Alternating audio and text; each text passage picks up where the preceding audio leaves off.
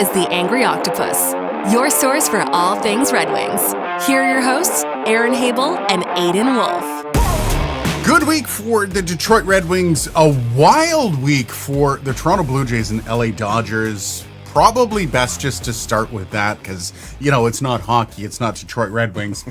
Have you seen any of the games between those amazing two teams? Just a bit. And what I have seen, it looks like they're very, very evenly matched. I know the Dodgers have a superstar on their team, but Toronto, that's one hell of a well-rounded team there. Shohei Ohtani, game changer for them, obviously. I mean, he single-handedly helped them win a game in Toronto. And then going back to LA and taking that ridiculous 18-inning game, which my buddy stayed up for it all, like till 2 a.m, Toronto time. Just absolutely insane game. I watched as much as I could, but I'm like in bed by midnight, like at the latest. Yeah, there comes a time where you can't stay up that late. I mean, I have work to do the next morning. I can't be up that late. But of course, when I get up, the first thing I do is I look up to see what the score was. Yeah, and you know what? It got kind of stupid near the end. Usually those games do. You know, everybody's on the bench and you basically have Kevin from seat 3B that's playing third base. It looked pretty silly by the end, but LA, their pitching just won them that game. Seeing the Jays rebound, though, is something I'm not used to seeing a Toronto team do, which is, it sounds almost comical to say it that way. But you expect once the Jays got down, they lost the 18-inning game, that they would just fold. Because that's what the Leafs do. That's literally what the Leafs do. And I don't know if I'm damaged as a fan, but there's part of me that's like, okay, well, series is over. They're down 2-1. It's done. You know, they've already been through some stuff. I would point you back to the Mariners series. I think this Jays team, they won't fold like that.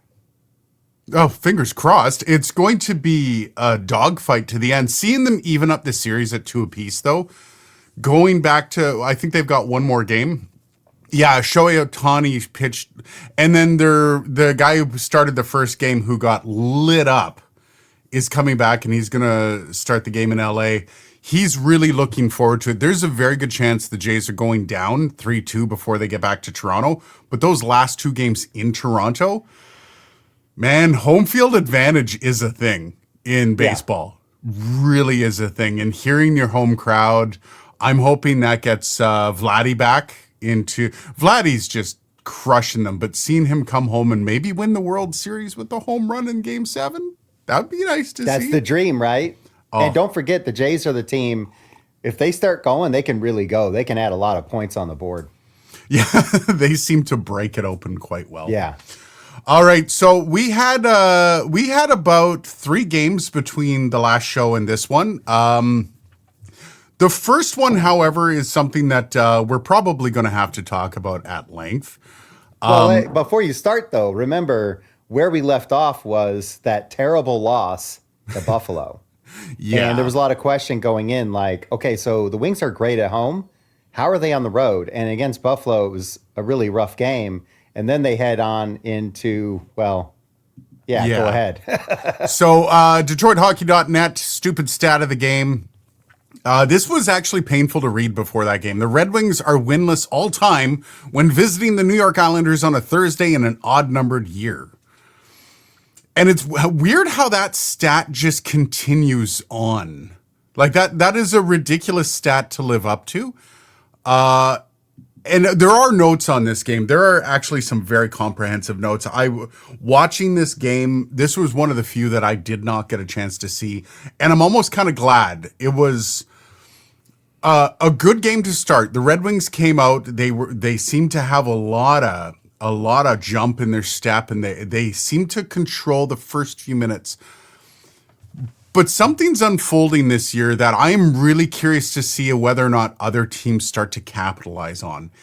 And that was seeing the transition. Detroit started to really stumble with the transition and when the other team was on the rush.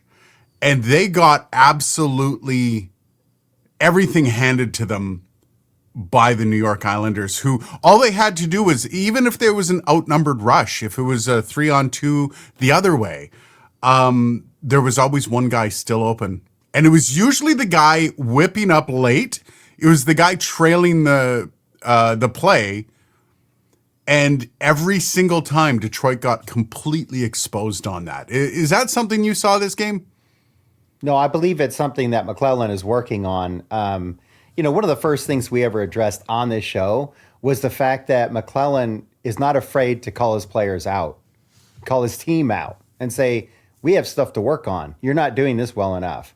And so I think that's just normal, but some people are having a problem with that.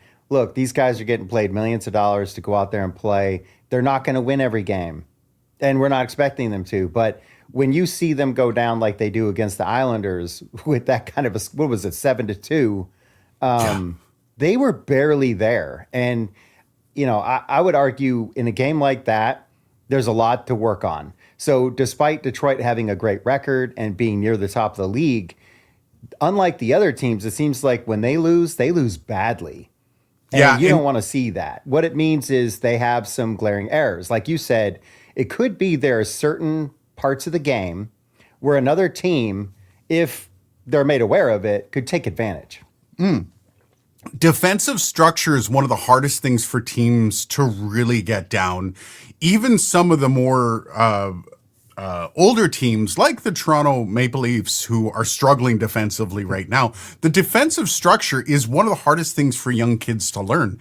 And that's the first way they get exposed every single time. And yeah, I can see it's going to be frustrating, but this is also something over an 82-game season that the team is going to work on. And this might actually be the downfall of the team going forward. And that's fine because, again, it's still a learning process. It's not all grizzled veterans on the team. It's very much a young team. And while other teams start to get the playbook on them, you are going to see a little bit more of this. But then there's other teams that don't rely on the rush quite as much as the New York Islanders do. And just the ability to hold on to the puck in the bloody in the neutral zone is going to be huge for the Detroit Red Wings. Like, just hold on to the puck. Stop with the cough ups, the transitions, and maybe, just maybe, you guys can start to cover up some of those glaring holes on D. No? Well, they're working on it, and I would point out that they've made some changes. We'll see if they stick, but it seems like we had the team that McClellan put together. He liked Moritz Seider playing with Ben Sherratt, and then Evason playing with Sandin Pellikka. But we've already seen a change where Evason's playing with Sandin Pellikka, or Ben Sherratt is playing with Sandin Pellikka, sorry. And then you have Moritz Seider playing with Evason. And a lot of people are thinking here that this is to get a more veteran player playing with Sandin Pellikka, and then you have the size of Moritz Seider and Evason out there. So it's trying to change it up and see if that helps some of these problems. Yeah, because this is the first real, kind of alarm kind of sounding off. And yes, it was the second game of back-to-back. You could obviously tell there was some tired legs on the ice, but it was also more the tired brains, unable to read what was about to happen. And the amount of times they got caught with that trailer, basically just shovel the puck over. There's two-man coverage on one guy, and there's one guy just sitting all alone in the slot. And you could tell, it was thought processes that were the first thing to go. Legs were second. And I don't think it's as concerning as Twitter or X would make you think it was the next day. It was a lot of imploding Red Wings fans thinking this was the end and we've been exposed and oh my God. And I mean, as we move on to the next game, this is something that I think a lot of people considered was the end. Now, the DetroitHockey.net stupid stat of the game moving into the second game. Red Wings are unbeaten all time when hosting the St. Louis Blues in the month of October in a game immediately following the Red Wings having given up exactly 7 goals, meaning this has happened before. I mean, how do you come up with these stats, right? These are insane stats. Apparently, he requires for the actual the stats to actually have happened once before, meaning he can't just pull it out of the air that they're unbeaten if they haven't played a game immediately after giving up exactly 7 goals. So this has happened before, and the beginning of this game looked horrendous. It looked like St. Louis got the playbook from the New York Islanders and said, here, guys, this is all we have to do to beat them. Mm-hmm. I was watching this game, and I'm not going to lie, I was really concerned about halfway through the second period. Like, insanely concerned. I thought that this team was unraveling before our eyes. Yeah, no, I get that. You think about all that the Wings have been through. It's been since 2016. They've been in the playoffs. And then this year they were off to a better start. But now on the road, they're starting to unravel, right? And then they go to this game against the Blues, and it just seems like goal. And then they're down 4-0. And you think, what could this team possibly do to come back? Because we haven't seen anything in quite a number of periods to suggest that they could come back. Yeah, and it was this scramble mode that they would get into, and it was almost the exact same scramble as you saw in the New York Islanders. It was a bad transition, the St. Louis Blues on the rush, and goal. It was almost an immediate thing every single time. And you could see where they were breaking down. You could see that Gibson was holding them in as best he could. And if they got set up in their own end and they tried to box St. Louis out to the edges, they were able to do that. They were keeping St. Louis to the outside when hemmed in their own zone. There was no real concern of goals being scored while they were in their own zone. Every single rush, though, there was a part of me that just said, okay, this is a goal. And more often than not, it was actually a goal. But I would have to say Gibson was the one keeping them in the game. Even when they're down 4-0, Gibson was still holding them in the game. And then where did this 6 unanswered come from, Aaron? Well, so I would actually point to the second goal. I believe Finney scored it. There was something about that goal. I'm watching the game, and it felt like you could just see in everyone's faces like, oh, no, we got this. We can do this. There was a belief that just dawned over everyone. It's a pretty cool moment in the game. And sure enough, I felt it. And then from there on out, it was like, okay, now Detroit's having their way. They started to find their legs. They started to impose their game, which, we talked before about them being exhausted, both mentally and physically. But, once they are believing and once they have a goal, I think they looked pretty unstoppable. They started just finding the back of the net. And and I would say also they're doing it against Binnington, and Binnington's no slouch. Those goals, some of them weren't easy at all. So just a spectacular game, shows what Detroit is capable of. You could see St. Louis I don't say they gave up. When they're up 4-0, I think St. Louis took the foot off the pedal, as most teams do. You're up 4-0, you don't need to literally rub the other team's nose in the crap that they laid in the middle of center ice. You just let off. My God. You basically hang out till the end of the game, take your W, and move on. And I think when Detroit woke up and got a couple goals in, I think St. Louis was incapable of coming back. I didn't think St. Louis was capable of bringing that same energy back. They were tired as well. And you saw Binnington's one of those guys that when he's on, you're not getting anything by him. And I think he relaxed a little too much. And you could see I think it was the 5th goal, it was either the 4th or the 5th goal, where Binnington actually kind of went, and you could see he wasn't putting the effort in, and he had kind of given up. What an amazing run back, though.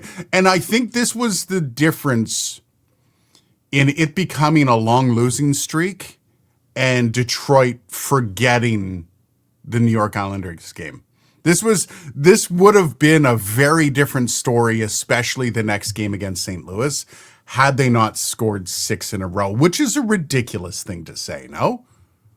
Yeah, no, I mean, look, the team's going to face challenges.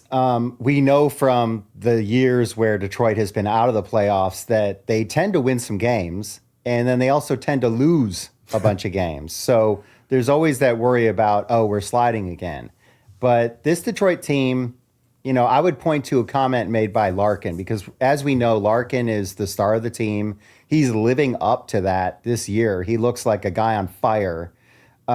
He's got, 8 goals, 8 assists. That's 16 points in the first 10 games. And he looks absolutely amazing.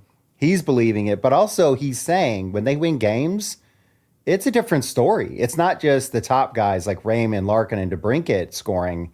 No, they've got guys, adding goals from the defense. They've got guys who we don't usually think about much, like Comfer adding a goal or Kopp. So when you talk about the team and everyone putting in an effort, now Larkin, he's not worried about his stats. He's worried about, wait, maybe I'm playing on a damn good team and we really have something here. Well, and you just mentioned Raymond, Larkin, and DeBrincat.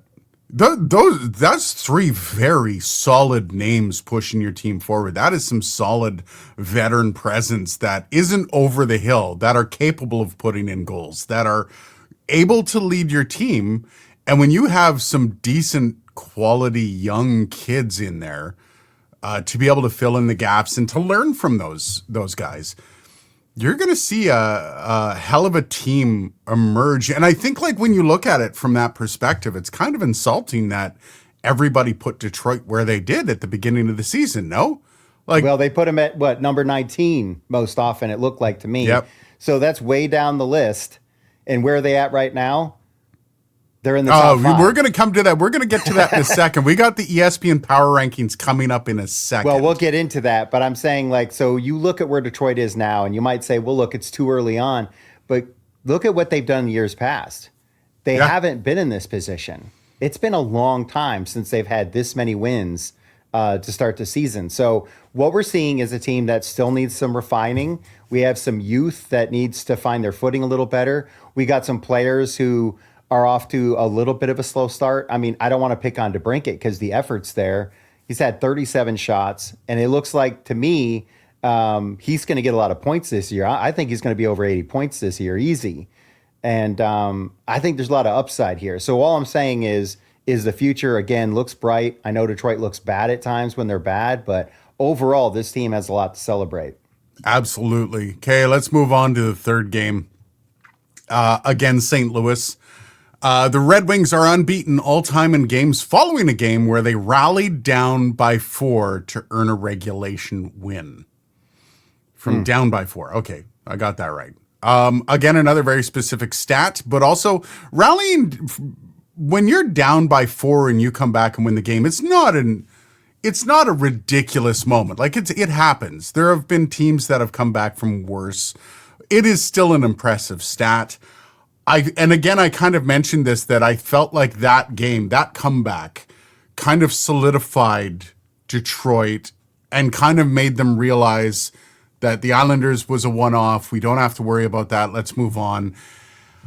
I would say the beginning of this game against St. Louis, though, it was, again, you watch the first goal, they get hammered in their own end, and then bad transition, the rush coming back, and the trailing player gets an easy tap in.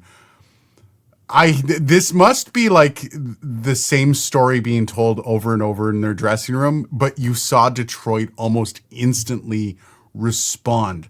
St. Louis came out knowing exactly how the last game ended. St. Louis wanted blood, and Detroit just said no. That first goal went in, and Detroit went no. And the pressure stayed on from there. And it was a really good response from the team.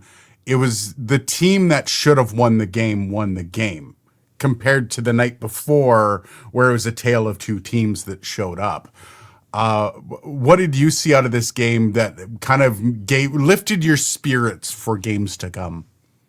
Well, what I liked about this game, and certainly it didn't have the comeback of the game before, but they had that storyline of St. Louis saying, no, we're not we're not going to drop the next game. And their coach was talking big about how they need to show up, and they believe in themselves. They think that they're the better team. Detroit proved it, that they're the better team by winning this game and really taking control after that goal was scored. They looked like they got better and better to me. So it looked like, look, we know what we're capable of. We need to impose our game. I think that's a big part of it. Not just worrying about those rushes like what you're talking about, where they have a trailing player, but just imposing their game. I mean, if you watch them when they take the puck into the other zone, a lot of times it felt like we just need to get it in there. No, they need to bring it in there. They need to set things up and impose their game, use their bodies. I mean, a lot's been made lately of Soderblom and Rasmussen, because these guys are big men, got long arms, and if they can get going, which they did recently, they could really help Detroit get that puck in there, keep it in there, and make it difficult for the other team to take the puck back. Yeah, and seeing them kind of come together and really take control of this game, I think the game prior when they came back and the start of this game really solidified the team and made the team realize that they weren't a 7-2 drubbing by New York. I think this game really helped a lot of the fans kind of feel the same way. You could see the monkey off the back, especially in social media posts. There wasn't as much disappointment. There wasn't as much woe is me that, a team like Detroit is going to have that following them around after, a decade of falling short consistently over and over. And seeing the fan base kind of pick their spirits up and get back into it has been really cool to see. And this team is exciting to watch. Like, bar down, these guys are really exciting to watch. And you can't say that about a lot of young teams right now. Yeah, I feel like there are actually some teams that are underperforming at the moment, who we expected more from. I'm really surprised by Ottawa, personally. But as we said, Montreal was going to be there. They're there. They've taken the top spot. But the Detroit Red Wings, what they have are some phenomenal players. Again, they're draft picks by Yzerman and his team. And we have to address this. Michael Brandsegg-Nygaard was sent to the Griffins. And this is not really surprising given how the season is gone. But it is kind of sad to see. But we have to keep in mind, young guys, we don't know how they're going to play out on the ice. Emmett Finney is playing well above what people thought his level was. So he's still out there. He's to me, earning it. But Michael Brandsegg-Nygaard, he's going back down to the Griffins, who are red hot. I think they want to get him down there for a while, and then they might bring him back later. I think he'll reappear this season. Yeah, I mean, there's nothing wrong with making sure a player gets a little bit more ice time going down. It's also making sure that they don't burn up a year of their entry level contract. There's a lot of little numbers games, and especially when you have a lot of youth like Detroit does, all going to be coming up for that renewal at the same time. Maybe you want to hold back some of the guys that might be underperforming just a little bit. Give them an extra year in the minors. Make sure they don't break that 10-game plateau where they have to burn up one of the years of their entry-level contract. And no player is ever going to be worse off being sent down to get more ice time, to dominate in a league where they're the best player rather than be dominated because they're not the best player, right? And anybody that thinks that this is a negative thing for the player, it's not. It's usually something that is really going to help their career out. And they still believe in him. It's not like he's failed. No. It's just given the roster and how everyone's performing. I mean, look, they kind of have a bit of a surprise right now with Jonathan Berggren. He's playing pretty good. And it looks like he's starting to find his footing a bit. So they can't just keep everybody. And so when it comes down to it, look, there could be an injury down the road, or maybe Brandsegg-Nygaard displaces someone later because they just are like, okay, he's ready. We're going to bring him back. Absolutely. And you know what? Again, would you rather him sit on the bench, or would you rather him run 20 minutes a night playing down in the A? I would honestly take 20 minutes a night over being a healthy scratch. I mean, it's the best thing for the team, but it's also the best thing for the player. And I think a lot of people are a little short-sighted on that. He's going to come back better. And you know what? Getting sent down also makes them kind of hunger for that NHL paycheck to come back, right? There's a difference in pay when they go down. So they'll be back. The other thing people have to keep in mind is the fans, their biggest problem is a lack of patience. And they want everything now. They want this guy to be NHL ready now and to take over. everyone has their own timeline that they're on, and you can't ever predict. Again, we keep bringing up Emmett Finney. That guy, who last year even would have said, oh, he's going to be on the first line. It's ridiculous. So, look, they have to play with what they have, and this team is well managed. I keep saying that. It's going to make a big difference down the road, and that's why I'm a believer. Yeah. So let's take a look at the standings here. We were mentioning this before we started the show here. Top of the Atlantic, you've got Montreal Canadiens, then the Wings, and then the Leafs in a three-way tie for third with Florida and Ottawa. Florida, if you notice some of their stats, they're 1-4-0 on the road, 4-1-1 at home. And Florida is known for that. They're known for overperforming at home. They're a tough barn to go into and get a win from. Ottawa has started to slide a bit over the last 10. They're only 4-5-1. Just kind of slip. They were doing better. And I mean, again, another young team. Perhaps there could be a million different issues, not just the fact that they're in Ottawa. Oh, come on, man. If you've ever been to Ottawa, like I live just outside of Ottawa, it's a 45-minute drive to almost get to the rink. So if any of the players, and most of the players live in Ottawa, it's not an easy drive. So I don't know. Playing in Ottawa has its challenges, I can imagine. Buffalo, though, I'm actually rather impressed by Buffalo. 4-2-1 over the last 10. Of course, they had an amazing showing against the Leafs. Mm-hmm. And they've smacked around a few people, showing a little bit of pep in their step this year. Yeah, you got to give them a ton of credit. We've been saying it because we talked before we were starting the show. Buffalo's got a great team. Yeah. There's no doubt about that. We've always questioned their management, maybe the ownership, but that team has potential. And I'm not lying. I really believe that it would be nice to see them perform better because the team certainly is better than they've looked on paper. Yeah, and you know what? This is a fan base that is hungry for a good team. You talk about a decade of disappointment for Red Wings fans. Mm-hmm. Can you imagine the constant barrage of crap that you've been fed by the Buffalo Sabres if you're a fan? I can't even imagine. This fan base deserves more than what they've gotten, especially with the talent that's come through that dressing room. Like, it's crazy to think where they could be versus where they are. And maybe, seeing a team like Buffalo squeeze in instead of Tampa, because Tampa, they're on a 3-game winning streak. However, they're still second last in the division, and Boston is a woeful last place, having played 12 games with only 10 points. What do you make of the top 3 teams, though? Montreal, Detroit, Toronto. Is this something that you think is going to be a consistent throughout the season? I would like it to be. It certainly looks like that's what I would put my money on.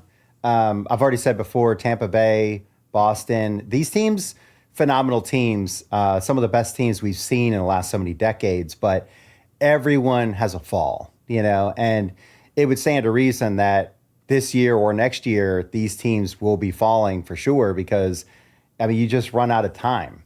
Yeah. Players age, they're on the other side of the hill, essentially as an athlete. So it's nothing against them. They've got a lot to look back on and be proud of. But then you have teams who have been near the top for quite a while, like Toronto, or teams on the bubble like Montreal, who want to get back to greatness. It's been a while. Yeah, it has been a while. So the hunger's there. Sure. That's what I'm saying. And I would argue that those are the 3 hungriest teams, and you add the 3 hungriest teams with potentially some of the best talent, it seems like they should be at the top. You would think so. I mean, the youth are always that wild card with a lot of teams. And you see this, like, even with the Montreal Canadiens, you can see this where they're not as multidimensional of players as they should be as they get older, and they learn new tricks and they get more of a full game defensively and offensively. You will see teams, when games get harder, start to fall when there's a lot of youth on them, and that's expected. There are other teams that are going to surprise you. I think Pittsburgh's one of those teams that is very much a surprise this year. I'm not surprised. I'm not surprised by Boston. I think giving up your heart and soul last year is going to have a massive impact for years to come. And yeah, it's just, Well, I don't know. think I it's think an admission too. They need to rebuild. yeah, You can't get rid of Marchand and think that you're on the way up.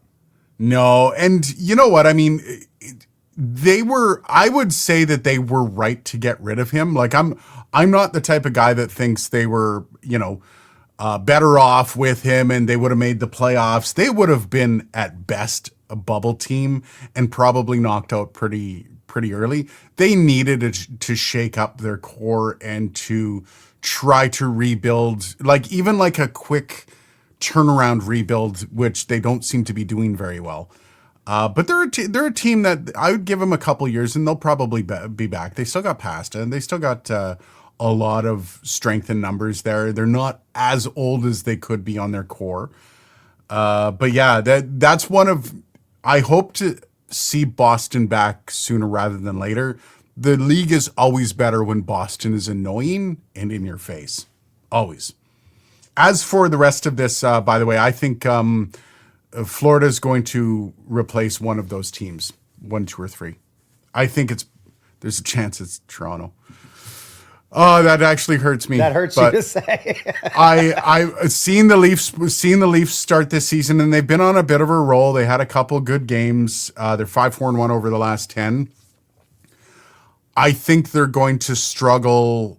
They're going to struggle over the long term if they don't figure out who their identity and who's going to be the one killing penalties. I'm very worried about the Leafs long term this season. And I think I have a good reason to be. So while everyone else is like, no, they're doing great again. Don't worry about it. No, they're struggling. And I think it's going to be a long time. Yeah, I'm trying I think every team has challenges right now, and it's just about what is your level of hope. What can you put on this to think that they're going to be able to fix those issues or at least improve how they deal with them? All right. We've got NHL Power Rankings 1 through 32nd. Now, this is, and I love when the articles do this and they're highlighting small sample superstars. So they're highlighting the superstars per team and why these people have been, the difference makers and all that stuff. And of course, again, small sample. Now, I'm going to get you to guess where Detroit is on this list. And then I'm going to see if you can guess which superstar they've highlighted. Now, when was this list released? This was released October 24th, so 5 days ago. Oh. Yeah, don't worry. It's still relevant, though. It's still relevant. This was when Detroit was on a bit of a slide. But I'm going to see, where do you think they are in the standings? 9th. Oh, that's actually a good one. They're 7th. They were 9th last time. Okay. I figured it was around 9th. 7 makes sense, but that's the thing is you can't take the little slide they were on and think, oh, well, this team's over. If you're a fan and you've had your heart broken many times, as you can attest to, that's a different story. But for the experts who are analyzing this, they're like, okay, no reason to panic. They're out on the road, et cetera. Still a very good team. I think this is just all a good indication that Yzerman's plan is working. Yeah. Number 1, Avs, Golden Knights 2, which is no doubt. Hurricanes. Yeah, but let's before you move on. No, we're not going to move on. Don't worry. Hurricanes, right? We're a big team. Everyone kept talking about. But what we found so far is that a lot of people are now believing in either the Avalanche or Vegas or both. Yep.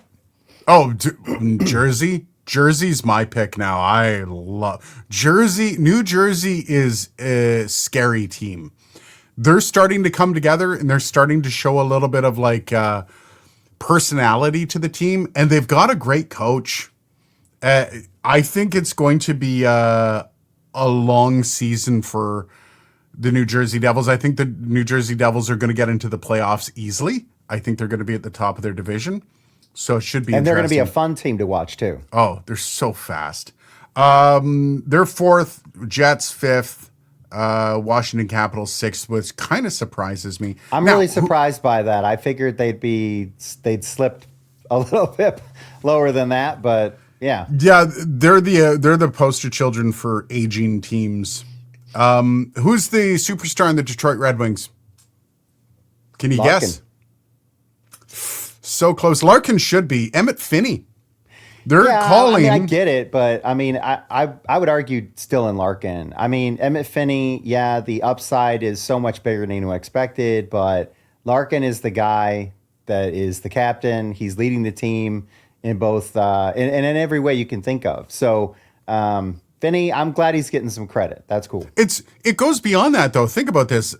Finney is a point per game player so far this season. That's, as a rookie, as a 201st overall rookie from 2023, is a point per game in the NHL. And let me tell you, my sources tell me that the NHL is a really hard league to play in. Yeah. That tells me that that's something pretty special. And while Dylan Larkin does obviously deserve something like this, having a player like Emmett Finney come up and not just kind of like, get a first taste, get a cup of coffee with the team and get a couple points on the board. Dude's a point per game. That's something that puts him easily into the Calder Trophy chat. Like, easily. I think there's a good chance he's going to be probably in the top 2 for Calder. And that's just because of where he was till now. Like, come on. 2023, 201st overall. And the other thing is normally they have guys that are like, oh, here, you're star players. And then you have these other guys. Well, when you add another star player to the group, it's just more firepower. Yep. And that's only going to help Detroit because now they can get, back into a game after being down 3-4 goals. And Detroit hopped over Montreal for power rankings with the ESPN. Montreal's in 8th. So, just to show you what Detroit's beginning of their season has been, this is an impressive showing for the team. And it's also something that, like, as you have games like they had against the Islanders, it's always important to look back on stuff like this and realize the team is good. And small sample sizes like that 1.5 game out. The first half of the St. Louis game I'd have to kind of package with the Islanders. Yeah, this is a team that's part 2. Yeah, absolutely. And I think it's going to be exciting going forward. And looking at their next few games, I know they got LA coming up tomorrow. That's on the Thursday. So Thursday. Road game. And then they follow that up with Anaheim Ducks, another road game. Nice. Well, hey, that California swing usually is a good bonding experience for the team. From what I've heard, like, it's not as bad as it used to be. That California swing used to be miserable. LA, San Jose, Anaheim. Every team that went through there, very few teams swept that 3-game series. One is you're going against the clock, right? What is it? 3 hours behind between Detroit and LA. And then on top of that, we're playing 3 of the better teams in the league. Now it's LA, but you still have to play usually 2 games in 3 nights. Well, they all have their own challenges. A lot of people would look at San Jose and say, well, that team's in a rebuild, but they have arguably one of the greatest rookies out there, Celebrini. And then you have the Ducks, who are a young team looking to make some noise. So they're going to come in against Detroit and hope to take their momentum away.